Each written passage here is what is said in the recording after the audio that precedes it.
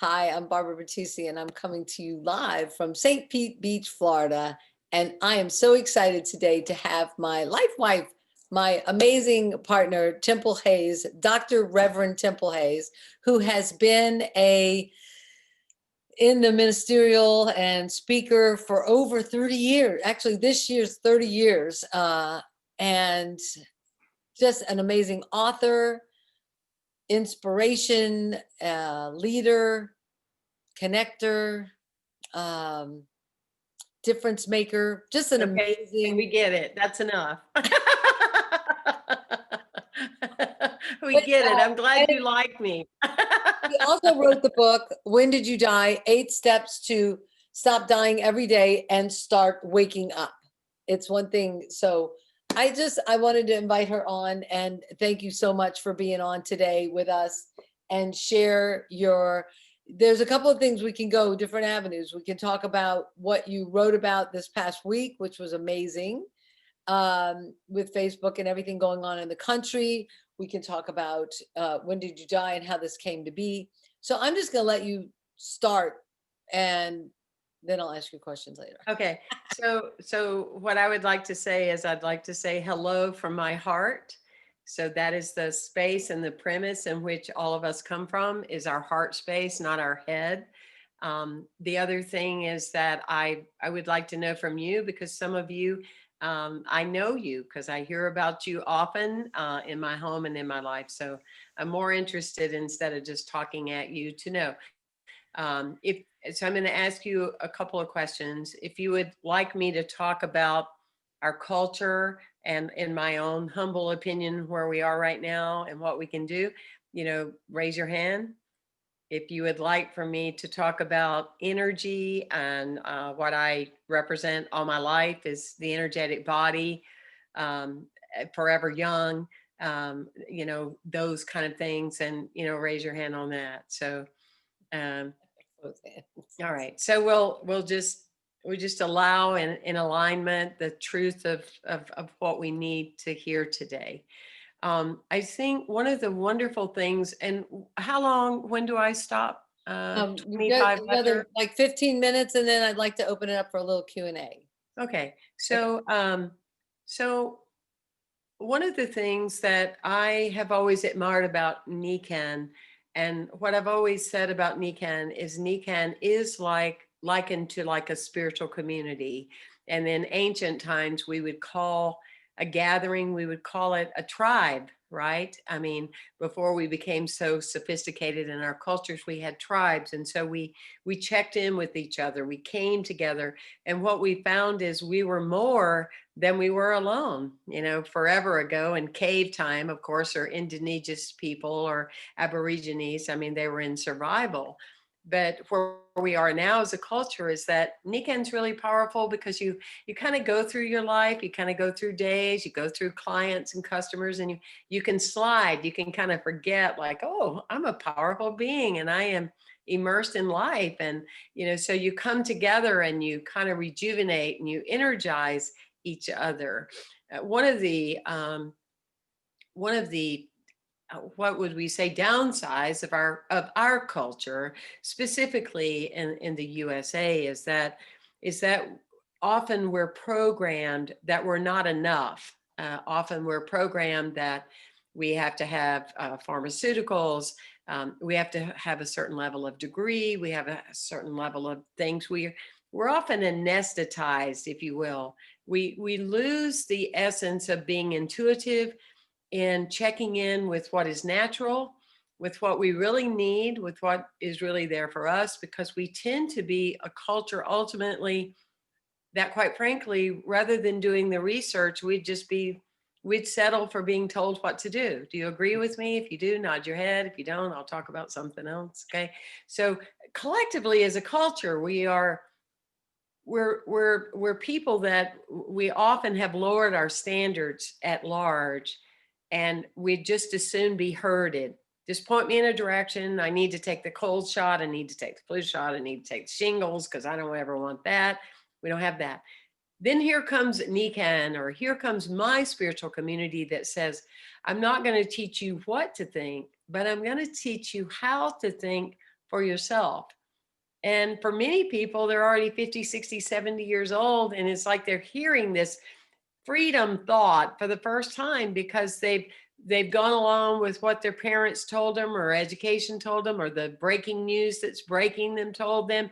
And they're just moving along, making motions, making choices without really thinking about intuitively. I'll give you an example. One of my best friends who is 75, who when she was 60 had her blood tested and she had the blood of a 38-year-old.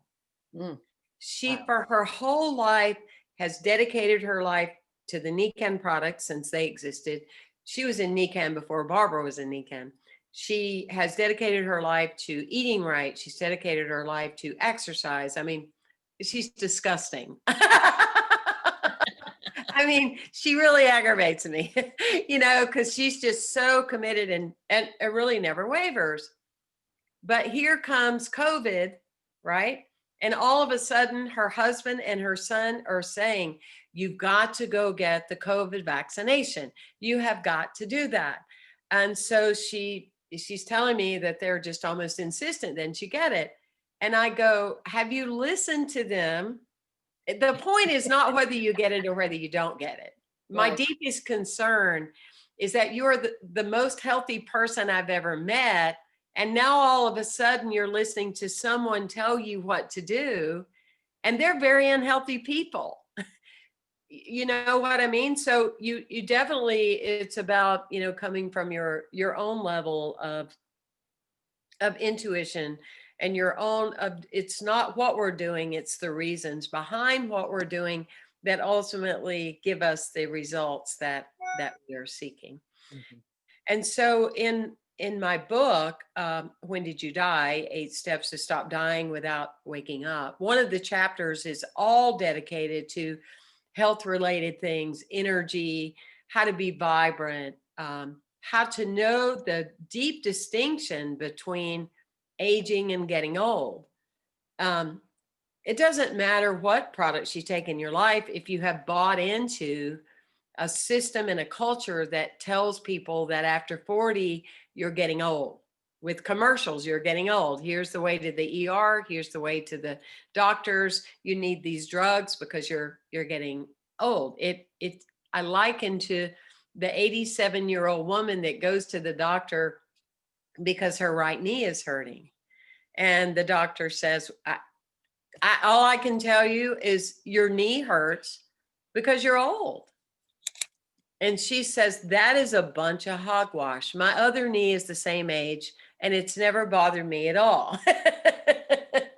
So what I'm saying is we have great work ahead of us because this is what people hear all the time. And that's why what you're doing out in the world and how you look and how you model is so powerful, because there's not enough of us saying, hey, you're not ever going to get old. That's your choice. Old is a choice. Old is not God ordained. It's not God ordained at all. Age, you're going to age. I'm aging. You're aging. We have a few love wrinkles, those kind of things. We're aging, but we can leave old at the curb because they're two very distinctive ways. Age is, I welcome the next journey. What's going to happen next? Should I name this freckle? Like I say to my dermatologist, this one's big enough on my arm. Maybe I'll give it a name. I don't know. It's a new friend. Am I going to resist that? And I'm going to fight it because that's going to make me old, or I'm going to be in, this is part of it. Hey, this is just another part of the journey. So dying is, in my work, in my life, and what I stand for, I'm not talking about the physical death, though we could never talk too much about that. And it's still fascinating that in 2021, so few people still believe that we're going to die. I mean, they're just absolutely shocked by it, but we are, whether we want to deal with it or not, it's what. So I'm talking about the energy of what, how someone dies energetically.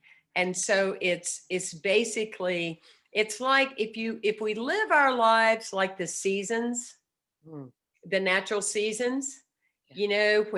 when our leaves fall off. So things fall off, things we used to be concerned about fall off, and then new things grow in its place. And that's natural. What's not natural in our humanity is determination to keep things the same. Mm.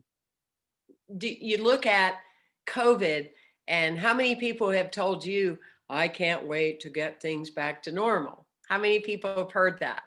I can't wait to get things back to normal. They weren't even happy with normal. They don't even know what normal means. What is normal? Jerry Seinfeld would say that normal is a cycle on the washing machine. There is no getting back. There's no getting back. You can't say to a tree, I want you to have the leaves that you dropped off last year. You say to the tree, I'm looking forward to seeing what you produce from this point moving forward. That is pain for people. That is what creates energetic dying, is people clinging and wanting things to be the same, or people not willing to allow the moving forward to occur. And when we allow ourselves to work with the excitement of what we don't know, it's like we get back in our bodies, almost like to being a teenager. Oh, Mm. I have no idea who's going to call today. I have no idea what customer is going to reach out to me today. I have no idea what possibilities are in store for me today, but I'm here and I'm in. And it's that particular space. The best medicine for all of us right now in this time, especially in the USA, with the things that we are seeing, and most of it, no, not most of it, 35, 40% of it I'm getting, is just we're just bombarded with letting breaking news break us. How many stories have you seen on your local news about the benefits of NECAN this week? How many stories have you seen in your news this week about mothers that help children that didn't have food? No, no. How many? No. Why? Because that's not what sells advertising. If any drama lessons, we have 6 more stories of drama to take its place. It's all part of programming. And once you tune into that, you won't ever let breaking news break you again, because it has in so many ways been the cancer or the virus that has brought our culture down, is 24-hour news and imagery of worst case scenarios. It's absolutely awful. And so in that space, it's that, when we come together with our deeper understanding and our minds of awareness, it's so important that we show up for these kind of things, that we gather to go, oh yeah, gosh, I'm glad that I had that aha moment with you. I'm glad that I remember that, because I was starting to get too many notifications on my phone talking about, what's going on, or, et cetera. And so there's that space of who we are, that we are each morning, we're greeting what we don't know with an open heart. And each evening we're thanking and measuring ourselves. But the medicine for right now is dancing. You don't have to dance in front of anybody, but if you just dance, dancing is the best medicine you can ever give yourself at this moment, because it will bring this energy into your body, and it rids ourselves of all of this essence of concern and everything else. There's so many easy, simple things that we can do in our life. Listening to water, hearing water sounds on our computer is good medicine. It heals the emotional body. So there's all kind of things that, in addition to what you already do, and I hear sometimes the conversations going through this house, and names and who you are, and I applaud you. I applaud you, and as being a being on this planet that shares on this earth, I also want to humbly thank you for your willingness to persevere and to teach people a different way of life. It takes courage, it takes tenacity, And it means that you are constantly a student and a teacher at the same time. Because if we're not modeling what we're selling, if we're not modeling what we're talking about, then it's just simply a waste of time. So I wanted to thank you for the work you're doing in the world, and thank you for inviting me to be on this program. Thank And you. That's an amazing, and I love that because you do need to walk your walk and mhm, walk and talk your talk, mhm. and you are a master at that, and also of the tribe. You with First Unity, us with NECAN, the collaboration that we do. Um, we do have a special on water, so I want you to talk a little bit about that because you've been told to be aware of your water. And I brought mine up here because you got me drinking it out of a blue bottle and Mhm. carrying it around. And so you want to just underline a little bit of your love for that, for the Yeah, water bottle? absolutely. I think with every practical application we teach, and every practical application we teach our students, or in your case, your customers, you have to make it easy. In other words, if you tell a person, Nikan has this wonderful water, it's been noted all over the world and won awards because it's so phenomenal and it's alkaline and blah, blah. That's very impressive. And you need to drink your water. That's very impressive. Quite frankly, it just goes over a person's head unless often they feel an immediate need. But if you tell a person, anytime you feel tired, usually not anytime, many times when you feel tired, it's because you're depleted of water.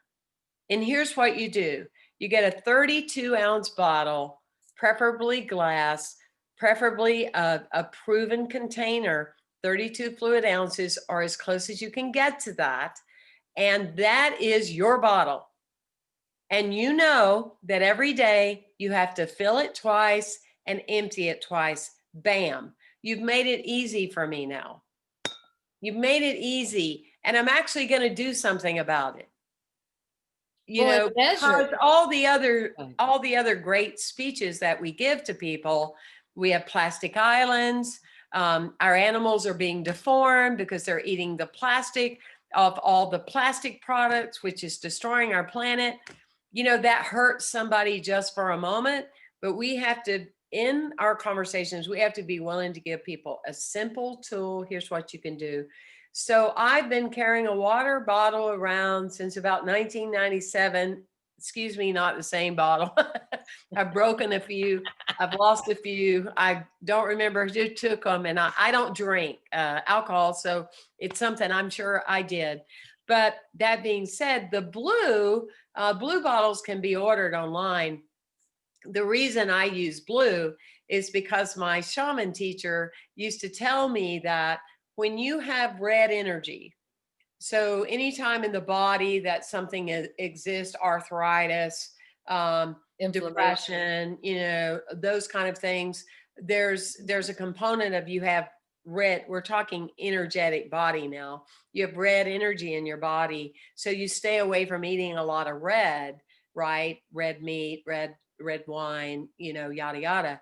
But she said, if you will visualize like a cobalt blue into your body all the time, when it hits with red, it creates purple, which is the ultimate, spiritual healing color. So I thought, well, I'm going to take a shortcut because every time I drink through a blue bottle, I'm running that blue energy into my body. Awesome. So in everybody's case, it doesn't have to be blue, it can be any color, but that's the reason that Now that I'm I, going to take that you I one do more what I step do. and I'm going to Let go a me little let me longer. just say this one Okay. more point. In being measured by a test, which I don't really do medical doctors. I've rarely had a medical doctor in my life up to this, at this stage of my unfoldment. And they said I am the most hydrated person that they've ever worked with. Mm. And that's Nikan water right there. That's awesome. That's amazing. Yes. So I want to you had a great analogy for 2020 coming into 2021, but how you held 2020, you was just sharing this last week. And I thought That would be a great way to end this, and then I'll open it up, or if anybody has any questions for her, put it in the chat and I'll ask them. But I don't know exactly what you mean, because I, write so many things, but and God bless you that you get to be part of it. I pray for well, you. But it was to me, when I was contacted by the local news here for the Easter of 2020, and everybody was woos and woes and COVID and all of this. I mean, first of all, we have to realize in our culture it's cyclical. We have been here before. We've had influenza. We have had the Great Depression before. We may see an economical depression again, but we definitely are already in a depression. Hello, we have our suicide rates are off the chart. That's why I say people like us, we have lots of opportunities to shine and share and be a lighthouse. But I was just calling to the papers that, to me, Easter of 2020 was the greatest resurrection that I've ever seen in my lifetime. And that is letting some of these systems that are affecting us within our planet, within our world, that are lessening our connection to really knowing who we are. And so 2020 has been a time without our conscious agreement that nothing is the same as we knew it before. And when that happens, and the illusion of control, and it's only an illusion, we don't have control over anything. We don't even have control over the next time we're going to be breathing, or the next time our heart's going to be beating. The fact that we think we're in control, that's always fascinating, but we do. But this illusion of control has dropped. So each thing we go to say, we have to think about, each movement we make, each plan we make, we have to put behind it in consideration of what's happening right now. And it's the first time in my lifetime that we have been forced to activate our thinking in such a way that we have to be aware of, first of all, why we're saying anything, why we're planning anything, and what goes around behind that. So many, many people have altered the course of their lives because of COVID. They've renewed their vows to themselves. They've rearranged their schedules. They've come to realize they want to homeschool anyway. They aren't interested in higher education right now, or whatever. We don't hear those stories. We hear about the woos and the woes, and there are there, and I'm not discounting that at all. And people that are lives are lost and all that. That's a different talk of a whole different realm. But there are a lot of people who are discovering that innate richness of life that is God-given during this time. And that's been a beautiful thing. So 2021, to me, there's really no difference between the numbers 2020 and 2021. It's another day. And so just like tomorrow, you can say, well, tomorrow my new year begins. I'm going to have a different attitude. I'm not going to be old. I'm going to be ageless. It's just another day. But we are the ones deciding, what it's going to be for us. And so there you go. Thank you for having me. I'm so grateful, and I'm so I just love all that you do and all that you share, and the different ways that you bring a twist around. I was sharing just the other day of compassion, come pass it on. And that I got from you, and how and that's what we do in NECANN, is one person at a time, one thing at a time. Is I don't know how I can make a difference in all the things, but if I just take this one thing, if I just do this one, and that I got from you. So I'm going to put it to gallery view. I would like to come on some other time and talk about the difference between being a caregiver and a caretaker. I think that is would be a real necessary conversation for what all of you are about, because there's a sustainability. When I think of the thousands we have here and serving different countries and things, that I still have time on a Sunday afternoon to help a woman find her lost cat that I don't know, because there's a difference between being a caregiver and a caretaker. And when we live in those habitual patterns of taking things on, we become tired and they outlive us. So there's a whole conversation about that, the lighthouse model, Barbara, that I think would be good for your team. And I'd Yeah. be glad to share that There is a sometime. question in the chat, and I'm curious how you do your energy work. So Here's how building and you energy work. maintaining your Okay. energy, So or the building your energy work. you know, first, the biggest thing with energy is changing your beliefs about it. My energy, I maintain the way I eat, the way I live, the choices I make, but my energy comes from something infinite. And so I draw from a source greater than I am. So I'm aware of where my energy comes from. My energy doesn't come from how much rest I had last night, what happened 2 days ago. I'm not already figuring out on Sunday how tired I'm going to be. That's the American system. That's that language. That's a belief system. So we have to change our belief system. The products that I use them. That would be another thing. The the being in an inward place of prayer. And I'm not talking about praying out loud and all of that. I'm just saying that living in a space of living in moments. Silence is great medicine, even if it's 10 minutes. 10 minutes of talking to no one, hearing nothing. Nature, outdoors, being outside is powerful for energy and connecting. Um, so those are, some quick things that I'm just mindful of your time. But there's lots of things that I do.